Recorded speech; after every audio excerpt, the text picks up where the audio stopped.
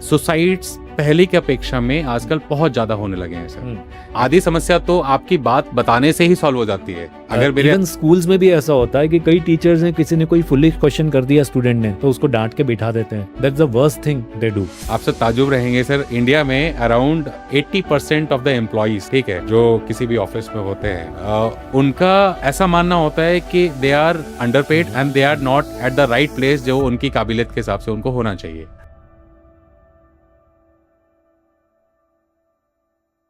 And now, sir, now we move to next question regarding suicides, the suicidal tendencies.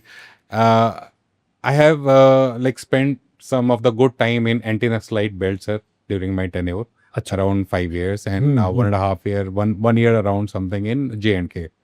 And I have spent some. I did my job and posting in other districts and other parts of the country also.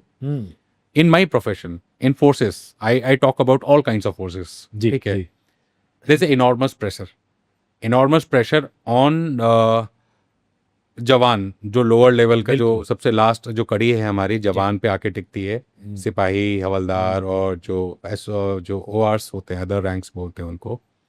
इनमें से force की अगर हम बात करें या फिर हम किसी भी डिपार्टमेंट की बात करें, चाहे हम बैंकिंग सिस्टम की हम बात करते हैं या फिर हम एजुकेशन सिस्टम की बात करते हैं, सुसाइड्स पहले की अपेक्षा में आजकल बहुत ज़्यादा होने लगे हैं सर।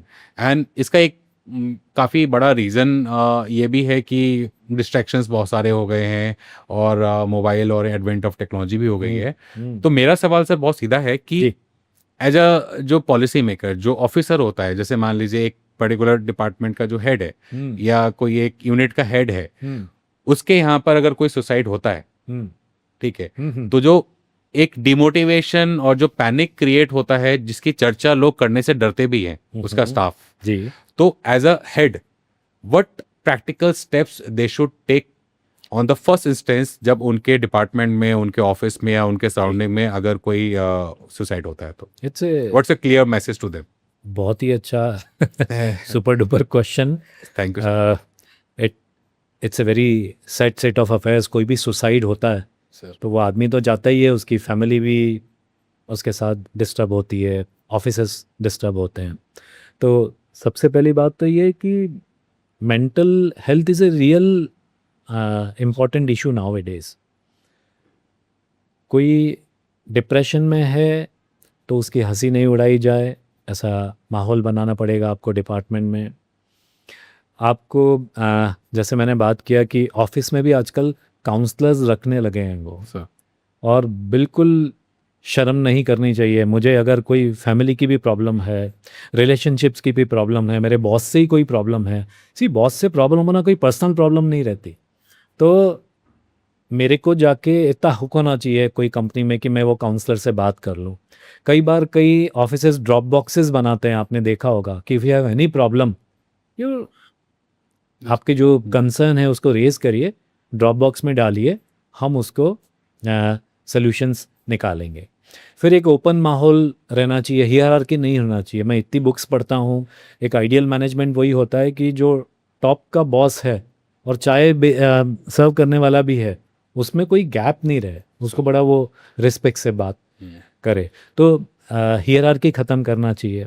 1-to-1 कम्युनिकेशन या ग्रुप कम्युनिकेशंस का जो एक कल्चर है वो डेवलप करना चाहिए।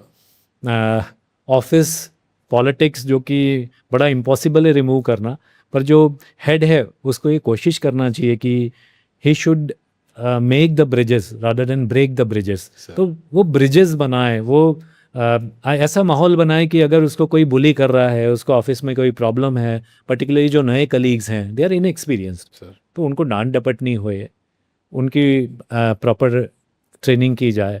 अगर कोई ऐसा सुनने में आए कलीग से, तो कान खुले रखें। And we should be very very sympathetic कि हाँ यार, उसको कुछ मेंटल प्रॉब्लम है। जैसे आपको किसी ने बोला कि यार वो थोड़ा सा रो रहा था या उसके घर पे इश्यूज़ हैं, तो आप उसके घर पे विज़िट करें, उनकी वाइफ से बात करें, उनके पेरेंट्स से बात करें। अगर आपने बात कही है तो इसको अपन डीप में ही समझें, तो आपको वो चीज़ निकल के आएगी कि ये क्यों हुआ है, इतना दुखी है। तो जितना भी आप उसकी मदद करना चाहें, फाइनेंशियली है या घर वालों से उनके कुछ आपस के मन मुटाव हैं, being a boss you can help them.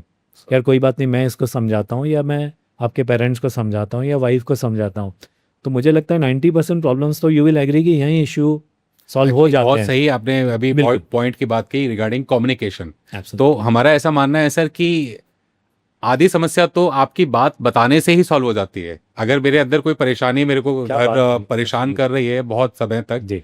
मुझे कोई मिल ही नहीं रहा है सर उसको शेयर करने के लिए। वो ऐसी बात ना मैं अपने पेरेंट्स से शेयर कर पा रहा हूँ, ना मैं अपनी वाइफ से शेयर कर पा रहा हूँ, जी। ना अपने कलीग से शेयर कर पा रहा हूँ, ना मैं अपने बॉस से शेयर कर पा रहा बिल्कुल। हूँ। मुझे कोई मिल ही नहीं रहा है कि मेरी मिल बात रहा है। निकल तो जाए। Exactly. अगर कोई बात मेरी निकल भी जाएगी ना, तब भी मेरा आधा स्ट्रेस कम हो जाता है। मतलब सही। It is not just personal thing, Agree. मैं एक जनरल वे में कह रहा हूँ पर सर। आप वो वही कह रहा हूँ, ऑफिस कि में या वर्क प्लेस पे, communication को घर we पे need to कम्युनिकेशन को अगर आप प्रमोट करोगे, सर। स्पीक। हाँ हाँ हाँ इवन स्कूल्स में भी ऐसा होता है कि कई टीचर्स ने, किसी ने कोई फुलिश क्वेश्चन कर दिया स्टूडेंट ने, सर, तो उसको डांट के बिठा देते हैं। That's the worst thing they do. बिल्कुल बिल्कुल सर। भाई बेसिक क्वेश्चन भी इंपॉर्टेंट रह चुके हैं, वो अपने आईक्यू के हिसाब से, वो अपनी जिज्ञासा है उसको आप उसको दबा देंगे तो आगे जाके सुसाइडल टेंडेंसी बनेगी ही उसकी, आगे जाके वो डिप्रेशन में जाएगा ही। सो बहुत ही इंपॉर्टेंट है। अच्छा आपने बोला कि to talk, to communicate, it releases your mental stress.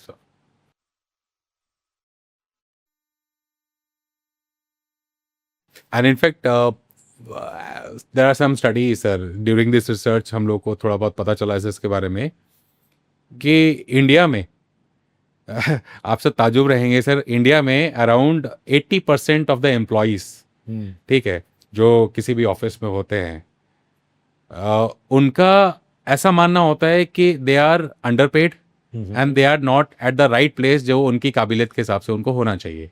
तो as a staff, as a general mass also, लोगों को कितना ज़्यादा ज़रूरत है कंटेंट होने की, ठीक है, कि हाँ उनको जो मिला है या जो चीज़ है उनके पास में, जी। They should appreciate it rather than complaining. क्योंकि हम वी इंडियंस, एब्सोल्युटली। हमारे यहाँ कुछ अंदर इनबाइब्ड कुछ इंग्रेडिएंट्स हैं, कुछ ऐसी क्वालिटीज़ हैं। इनमें एक क्वालिटी है कंप्लेनिंग नेचर, क्राई बेबी, या ठीक है, क्राई बेबी, जी। ठीक है, कि हाँ एक वो विक्टिम कार्ड हम लोग सही कई बार खेलते सही हैं। सही। तो मेंटली सर क्या प्रैक्टिकल स्टेप्स हम ऐसा लें कि हम मेंटली अपने आप को थोड़ा सा मजबूत बना मैं फिर इसको समझाता हूँ शॉर्ट में। आजकल न्यूक्लियर फैमिलीज हो गई हैं जिनका कि साइकोलॉजिकल इम्पैक्ट बहुत बुरा होता है। पहले कंबाइंड फैमिलीज थे। मुझे अगर मेरे चाचा के लड़के ने मार दिया, मैं अपनी दादी के पास गया तो दादी समझा दी थी, तेरा भाई है ना, गलती से मार दिया होगा। Fact. तो आप पे वो पेशेंस डेवलप होता था। अभी क्या हो गया, न्यूक्लियर फैमिली में जरा सा बच्चा गिरा, माँ दौड़ के जाती, अरे मेरा बेटा, लगी तो नहीं। तो और पता चला उल्टा पति को ही पीट दिया, पति कारण पति को। आजकल तो वैसे ड्रम में भरे जा रहे हैं सर लोग। एब्सोल्यूट। तो वो गिर गया, उसको एकदम गोदी में उठा लेंगे, पुचकारेंगे, दर्द सहने की क्षमता नहीं है। Second, instant gratification. मेरे को केक खाना है, मम्मी नहीं दिला रही है, मोबाइल निकाला, स्विगी जोमेटो उसने वो किया, एंड आपके घर पे पिज़्ज़ा आ गया, बर्गर आ गया, केक्स आ गए, जूसेस आ गए, जो भी आजकल की जनरेशन चाहती है, नए कपड़े चाहे वो आ गए। तो उनको लगता है लाइफ बहुत ईजी है। मैं आपको बैकग्राउंड बना के ही बता, नहीं नहीं सर, सच्चाई बट है। ऐसे बच्चे जब रियल लाइफ फेस करते हैं, जैसे आपने ऑफिस की बात की, to get a raise is a very very hard job. आज कंपनीज के भी अपने खर्चे बने हुए हैं, उनको भी टैक्स अदा करना है, बिजली पानी देना है। जो आप अकेले स्टाफ नहीं है, आपकी अगर वो सैलरी बढ़ाते हैं तो उनको दूसरी की भी सैलरीज बढ़ानी है। तो यू शुड अंडरस्टैंड दैट। तो आप अपना डीप वर्क बढ़ाएं, आप ब्रेक थ्रू रिसर्च करें, आप अपने बॉस के नज़रों में अपने लिए इज्जत बनाएं कि हाँ ये बंदा, यार मैं 6 बजे निकल गया पर ये 8 बजे तक काम कर रहा था। बॉस भी बेवकूफ़ नहीं है। तो खर्चे लिमिट करें, इंस्टेंट ग्रेटिफिकेशन में नहीं जाएं। जब आप अपने खर्चे लिमिट करेंगे तो आपको जितना सैलरी है उसमें आपका काम हो जाए। चलेगा। सो बहुत ये सब सोचने की और ये क्यों हो रहा है समझने की ज़रूरत है। बिल्कुल बिल्कुल सही की। जी। एंड लिटरली मैं अपने ऑडियंस से भी यही कहना चाहूँगा, don't become a cry baby. And ये कंप्लेनिंग नेचर को हमें बहुत पीछे छोड़ देना चाहिए अगर हमें अपनी लाइफ में ग्रो करना है। And please please start this positive communication, start this any communication. आपको मन में जो भी बात आ रही है आप किसी न किसी से जरूर शेयर करें, नहीं तो ये जो बातें हैं ये आपके मन में घर करते करते, जैसा कि हमने सर से जाना है कि it creates a permanent damage to your brain. तो don't take chronic stress into your life. Life is very certain and very short. Sir now this we comes to the end of this show. Now we have the last question.